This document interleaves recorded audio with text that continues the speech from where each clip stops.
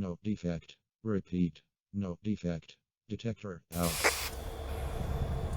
Hello ladies and gentlemen, welcome to Orange Cactus Productions. We're here in Train Simulator again. This time we're going to be taking a ore train down Soldier Summit with the SD50s on the Rio Grande. It should be an interesting one. I don't know if I'm going to have too much to say here because this is a very straightforward trip. We've got 3 units. Right now we're going to be waiting for an oncoming train and getting the signal to clear. So I just look around the cab. This is actually post-commentary. I'm sort of experimenting with that. But I look around the cab, just kind of give you guys a view of your typical Spartan cab of an SD or GP unit. Pretty neat, pretty neat. So I'm pretty much stuck here. You can see we're on a very steep grade downhill. And that's going to be important because for the majority of the trip it's going to be downhill. It's not necessarily going to be a 2% grade, but it's going to be pretty steep, so we're going to have to really use our sand, use dynamic braking, use regular braking. All of these different tactics we're going to have to use to make sure that our train speed is controlled and that we're not going over the limits. So we've got an oncoming. I believe this is an intermodal with some SD40Ts. And we'll let that pass, and then we'll get moving.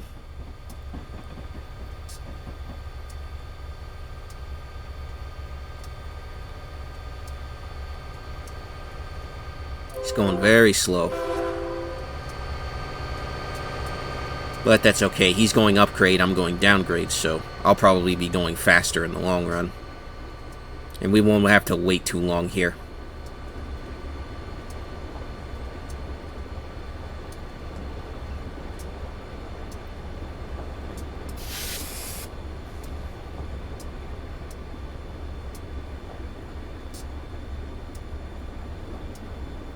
It's interesting, none of these trains that you see passing have any real rear helper units.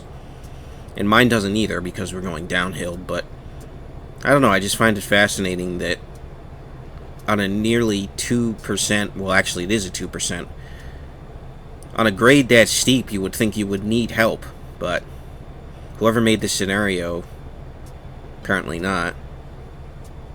And that's of no fault of their own. This is a fine scenario.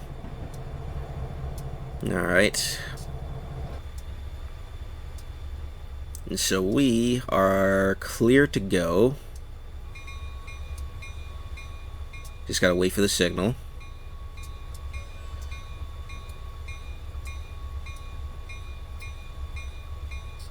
Alright.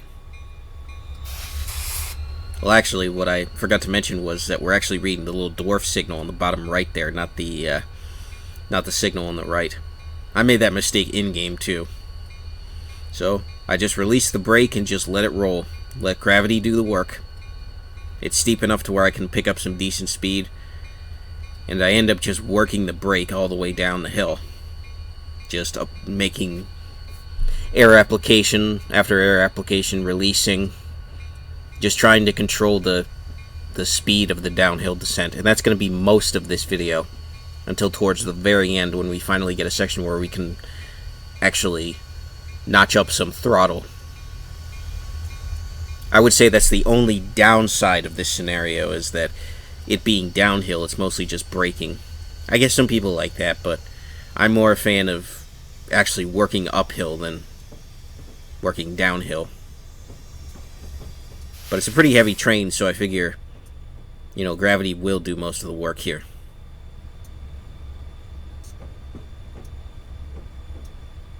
I try to give you guys some multiple views of the train.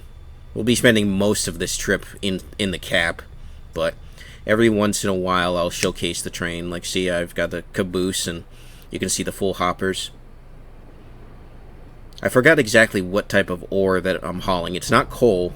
You can tell just by looking at it, but it almost looks like ballast, but I know it's not that either because there are special cars for ballast. For those who don't know what ballast is, all 5 of you, ballast is the rocks that are underneath the tracks to... I'm trying to think of the simplest way to explain it.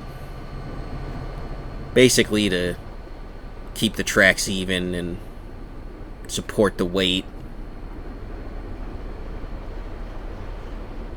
You know, all that stuff.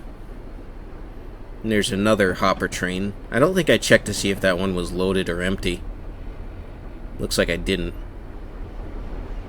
So we're here in the cab. A lot of this is just going to be admiring the scenery as we go downhill. And I cut out a significant portion of this trip too, because a lot of it is just... it's very boring. And I do that with a lot of these videos. I've done it with some of these videos in the past. Just waiting. Because I know you guys don't want to see every S-curve, every brake application. You know, it gets kind of repetitive, so like to condense it down. This is already going to be a long video, probably my longest yet, about 36 minutes from the looks of things as I'm here in Movie Maker. And yes, I use Movie Maker. I don't have a better software yet. I'm going to be working on that as I get out and do some actual railfanning videos, which will be on the channel. But all in due time, once all this coronavirus pandemic nonsense passes. And it's not nonsense, it's just hard to get out. Hard to get out in railfan, and train traffic is not as busy as it once was, so we'll have to see. But I've got a couple spots that I can go to, so stay tuned for that in sometime in the near future. I'm going to be putting a lot of effort into this channel and into Orange Cactus Productions, taking a break from my gaming channel so I can focus on this, even though I've got some incomplete projects there. But it'll all get done. So you can see I'm really starting to pick up speed here. And that is just strictly gravity. I don't think I notched up even once. That's just how steep the grade is. It's like being on a roller coaster. So I just have to brake and control the braking. And once I feel like regular braking isn't slowing the train down enough, I apply dynamics. But one tip for this specific scenario is you have to make sure you use the sand when you're using dynamic brakes, because you will get wheel slip, as I soon discover pretty soon here. And you definitely don't want that when you're trying to slow the train down. And don't worry about losing sand, you've got plenty of it. This is pretty interesting scenery. This is, I believe this is Utah. This is now a Union Pacific route, because the Union Pacific got the Rio Grande. And they operate trains here. I believe they still operate trains over Soldier Summit. I don't think this is one of their closed lines like Tennessee Pass, which they're actually considering reopening, but it's not going to be operated under Union Pacific. I believe it's going to be operated under another railroad. And see right here, I check my my virtual map and some of my goals and see where I'm at. A long, windy downhill stretch. And it doesn't look that long with how I looked at the map, but believe me, when you're sitting here, it's long. Do like these Spartan cab units, though. It's a shame they're disappearing. Slowly but surely, they're being reduced to yard service, short lines. Seeing them on mainline service is rare. Very rare. What's worse is that there is actually a need for these types of units because they're lighter weight than most of the wide cab GEs and SD50s that we see out there for yard service.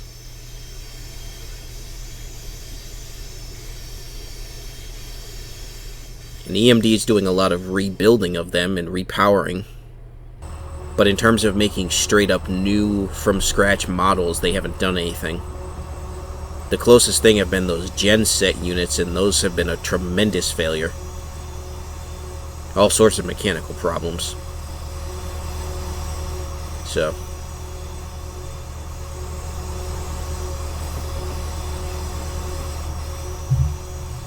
just very windy here. Just got to make sure I don't go over 30 miles an hour. I try not to go too far over 25 either, just as sort of a personal rule, because I want room for if the train feels like it's getting away from me to be able to slow down and make the right brake applications and use the dynamics smartly. The whole point for me is to get the train to not run away from me, because I've had that happen on other routes and it's not fun. Gotten very close to derailments. So no throttle, just left and idle. Full forward and just work that dynamic brake and work the regular brakes.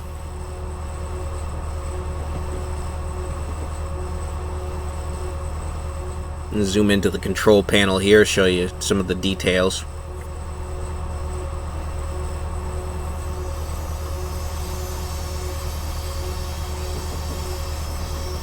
You see already I'm getting some wheel slip, so I decide I gotta put on the sand. And I get worried for a minute because it's, you know, still flashing, but then it goes away. Then we got a whistle marker here. I think I only missed 1 or 2 crossings that I'm supposed to whistle at. So it's not too many.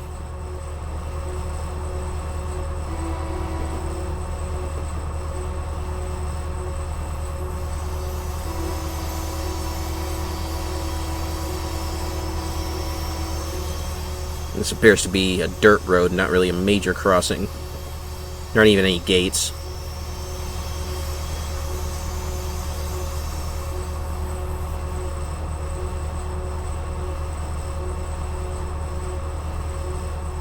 And I believe there are other parts to this scenario, and I don't know if they're uphill or downhill. But I did this one because it looks straightforward. I need to start screening these scenarios before I go forward, just so I have a better idea of what they all entail.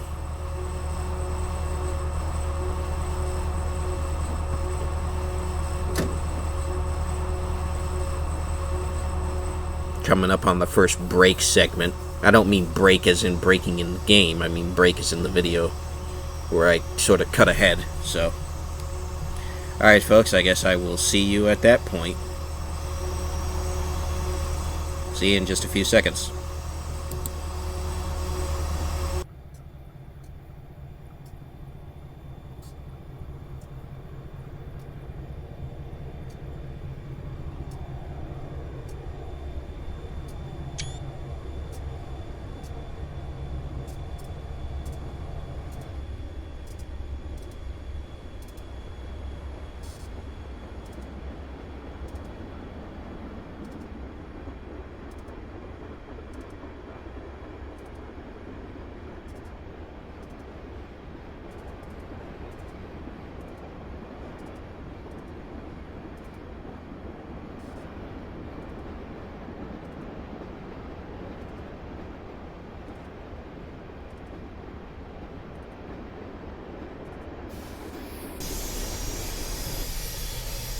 Alright, and we're back, and we're much further down the line. And this is a section where I'll start to apply some throttle. You can see we're kind of evened out as far as the grade is concerned. And I'll do a lot of checking to see how far I am from the yard, so I'm not very far out. So I decide here I'm just going to record until I get to the yard. It'll make the video a little bit longer, but it'll be better than just cutting it into pieces, which I don't feel works very well. And I can actually show you guys some throttle usage, which has been severely lacking in this scenario. But let me tell you, it was a long way down the mountain. A long way. And that is one of the things I disliked about this scenario, as I mentioned earlier. It's just no throttle application really, except for this point. And it's not for very long.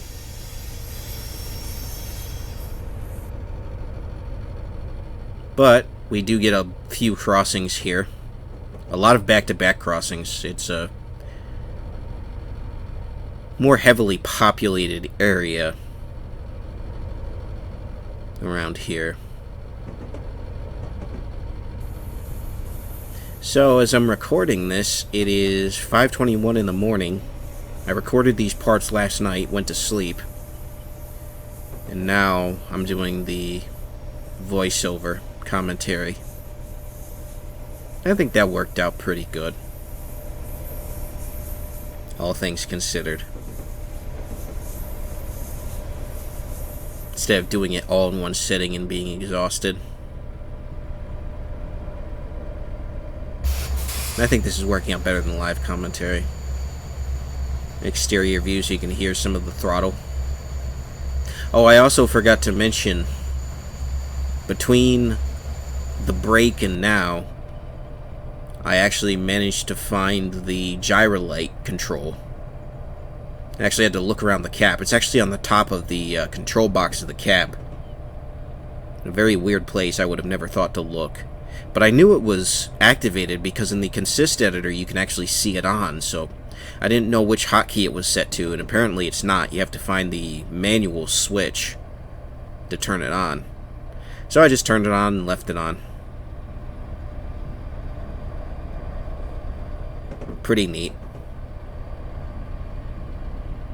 For those who don't know, gyro light is it's an extra safety light, sort of. It rotates in a clockwise position. Adds to the level of visibility from pedestrians and so on. They're not as common. They're still around, but they've really been replaced with ditch lights, which this is before the ditch light era. Ditch lights didn't really come into effect until the early to mid 90s. I think around 1996 is when the FRA made them mandatory.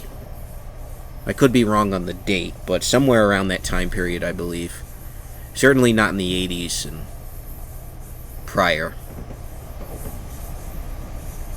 Later locomotive models would have them, and then they would add them to existing models. And here I show you guys the door that can open. This is one of the few locomotives that can do that. It's pretty neat. Just adds to that extra layer of simulation, although you can't walk out on the side running boards. You can see we're cruising right along here at 43 miles an hour. Our limit is 50. From what I can see, I'm watching in the preview window, so a lot of the stuff on the gauges I can't see very clearly.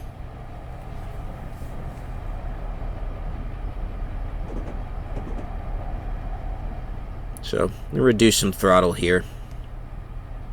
You'll notice as I get closer, I start to set the train up to really break it into the yard efficiently.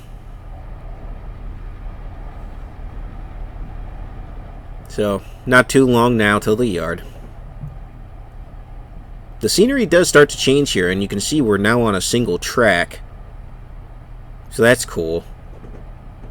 And pretty fast single track too, with a 50-mile-an-hour limit. One thing I've been meaning to do is install some of the searchlight simulations. They have defect detectors that you can install along the routes. Available for free at their website, and I need to get some of those. I do like defect detectors. And it's funny because some of the add-on routes have their own defect detectors. Like I believe Donner Pass has some. Very few. I could have sworn I heard some. But they're not very common. And they should be, because they're an integral part of modern railroad safety.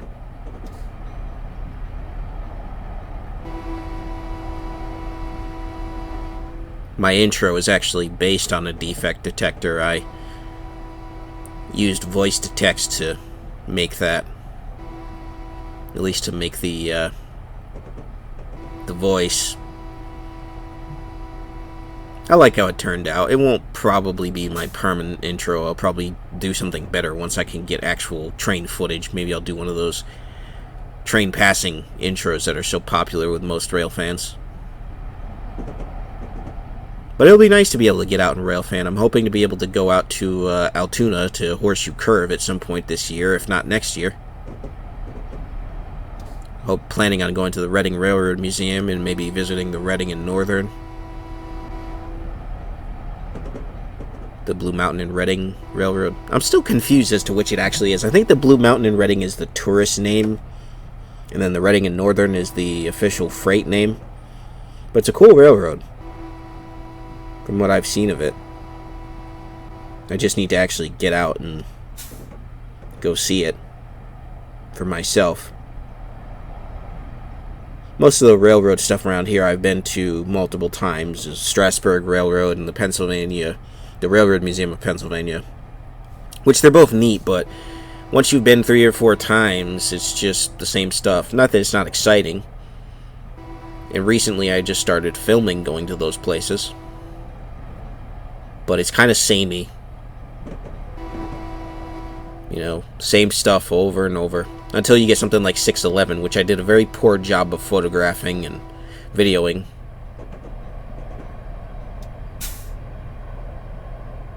I'm hoping they do that reunion of Steam again, because that was really cool. And it drew a lot of attention. I think it was a lot of people's first time seeing a streamlined steam locomotive operating. Or just in general, like me. So that was pretty cool. But I could have done a much better job photographing it and videoing it. I actually did a better job photographing the regular Strasburg traffic than of 611. So I still got a lot of learning to do when it comes to railroad videography and photography. I've been a Railfan for years, but I've never really been into the video and photo side of it until just now. So, if anybody's got any recommendations for cameras, for editing software, or even for good places to go within my area, feel free to contact me and let me know. I'm in the central PA area, so we can talk about the specifics more in private, I guess.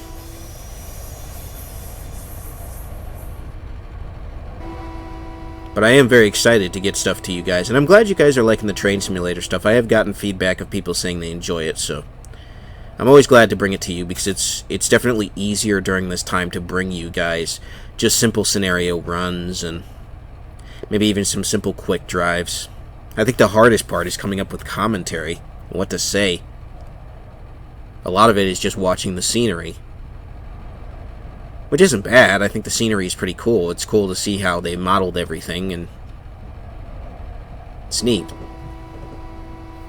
But eventually, you run out of things to say. There's only so much you can say about what's going on screen when there's not much going on.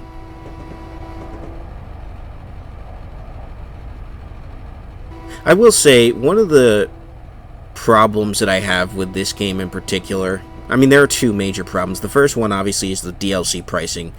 This game is notorious for having some of the worst DLC pricing in the history of gaming. Brand new routes cost $40 in most cases. $39.99 on top of what you pay for the base game. So if you're just buying the base game, there's going to be a lot you miss out on. So in most cases you have to spend more money, but I wait for sales. Those help quite a bit.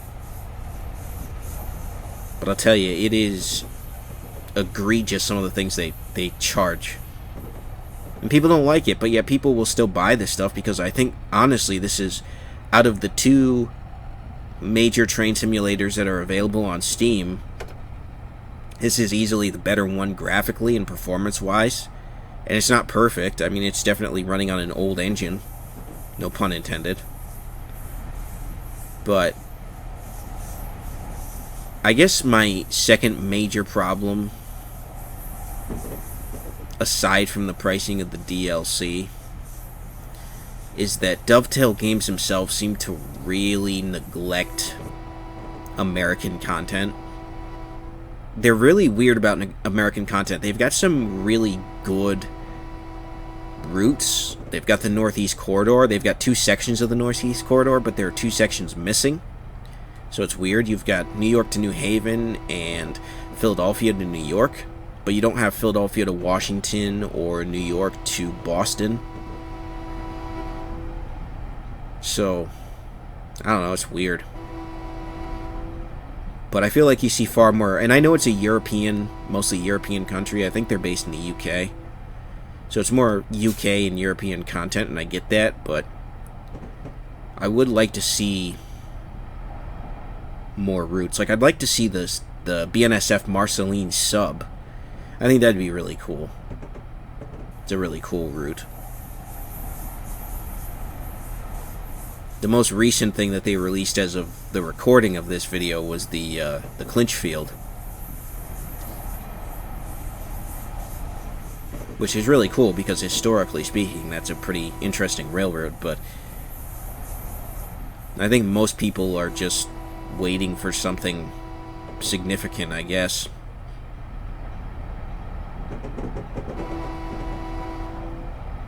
Just more routes where they can run more, like Horseshoe Curve. Having Horseshoe Curve is cool, but having just the late 1940s, early 1950s PRR era of that route, it kind of messes with any modern scenarios you want to do. So having a modernized version of Horseshoe Curve, I think, would be great. Or just other modern CSX and Norfolk Southern routes would be really cool. Because we got plenty for BNSF and Union Pacific, but we really don't have much for Norfolk Southern and for CSX. Barely anything for CSX. Norfolk Southern, you have the N line, which is cool, and you have the coal country. But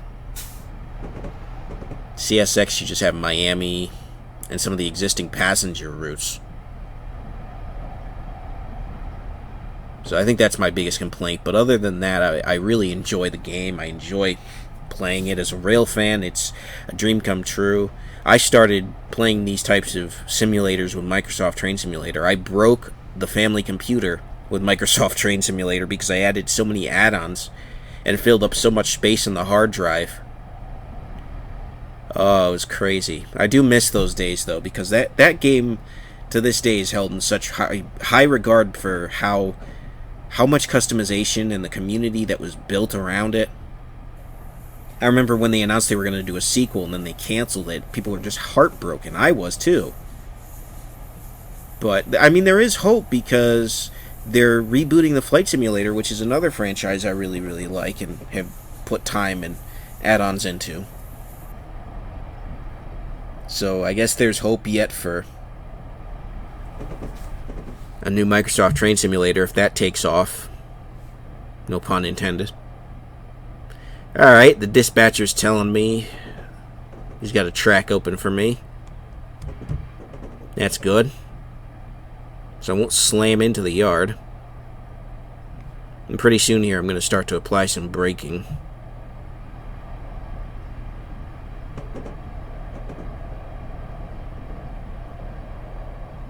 I think once I hit this crossover track, I start to slow down. I can't remember. Or maybe just right here.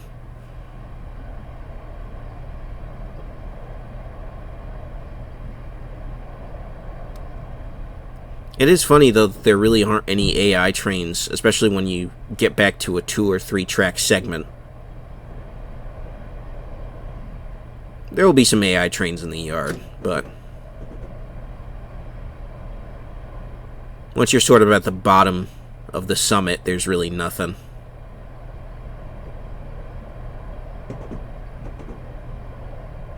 My goal here is to really just line it up into the yard good, and I think I do it near perfectly. This is one of the best yard parking jobs I think I've done. One of the best yard stops, for sure, because I'm really focused on lining it up.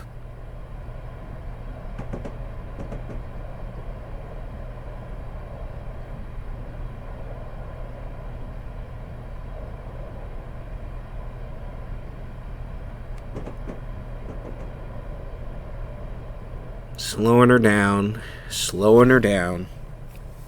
Oh gosh, I'm already starting to get congested. It's a problem of recording out of your basement. Even in the middle of the summer, it's freezing.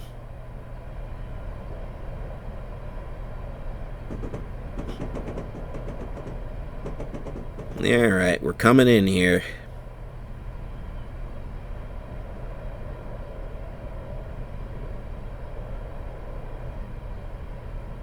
Got, like, I think 2 more crossings before we hit the yard. And there's one just at the yard entrance, I believe. Maybe this is the one that's at the yard entrance. We bring your train into Provo Yard, track 155. Bring the head end of your consist to the west end of the yard and leave the power attached. Yardmaster out.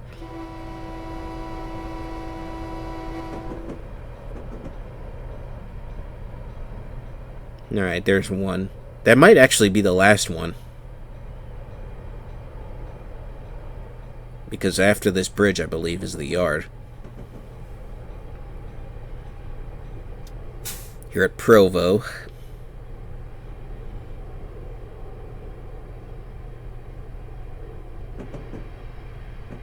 Yep, and I'm really applying the brakes here.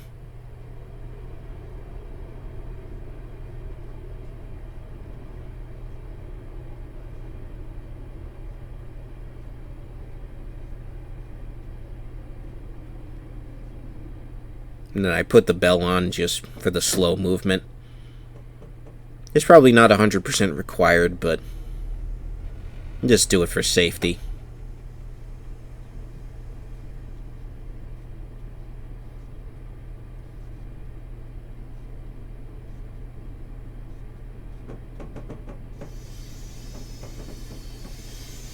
Right here, I'm kind of messing with the throttle to keep it at 15, just so I can get the train on the track faster.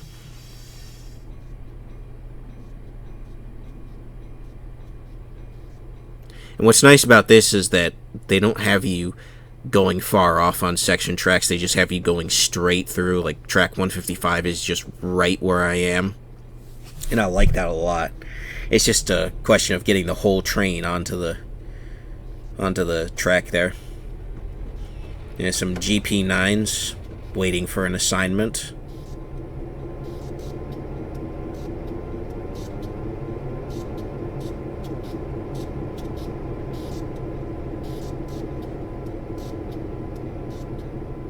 And another ore train. I don't remember if that one's empty. I don't even think there's any motive power on it.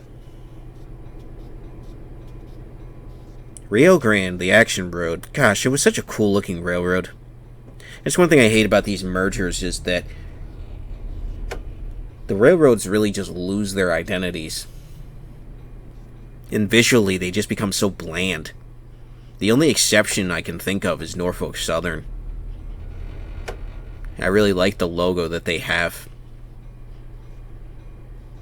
And some of the rebuild units, they did sort of special paint schemes and the heritage stuff, but I think heritage units just point out how cool the railroads that they used to be were compared to the railroad that they are now, if you get what I mean. Like you see the Union Pacific, the Katy Railroad unit, that thing looks awesome. And then you look at footage of the old Katy units, and they were bright and colorful with the green, and then before that with the red. The Union Pacific is just that bland yellow. The American flag's kind of cool, but it's nothing special. I think the short lines are the only things nowadays that really represent that sort of variety of brand identity within railroads. Because the Union Pacific, CSX, even BNSF, they really just don't have anything that makes them stand out. I like BNSF's color, but their new logo is just so bland and boring. Just a swoosh. There's not even like track design within it. I like their logo they had before, which was basically more of a tribute to the Santa Fe. I thought that would be a lot better for marketing, but hey, they had to shorten the name because I guess that's easier when filling out paperwork and all that stuff. Either way, I don't really care for it. It's not terrible. Like, it's not like, oh, I'll never look at their locomotives or rolling stock. It's just, I don't know. I know if I were in charge of their marketing department, I'd say, listen, we need a logo that reflects our history, that looks cool on the locomotives. We need paint schemes that look cool, that say that we're an efficient railroad, that we're a railroad that has history with our customers, that's positive, that sort of thing. But hey, what do I know? And we're just starting to come up to the end here. Trying to hit it right on the dot.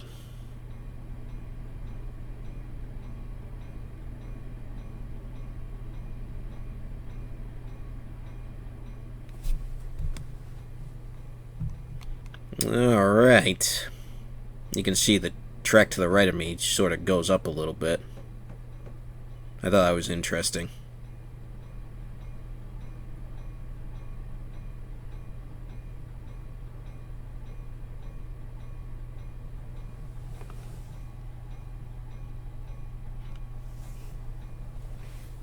And touchdown. I think I showed the gyro light switch here too. Yeah, there it is. That little box that says gyro light. I turn it off. So, anyways, thank you very much for watching, folks. I hope you weren't too bored by my commentary. I hope you enjoyed it. Please let me know if you did. And I'll see you guys on the high iron next time. This has been Orange Cactus Productions. Thank you very much. God bless. Have a good one. Peace.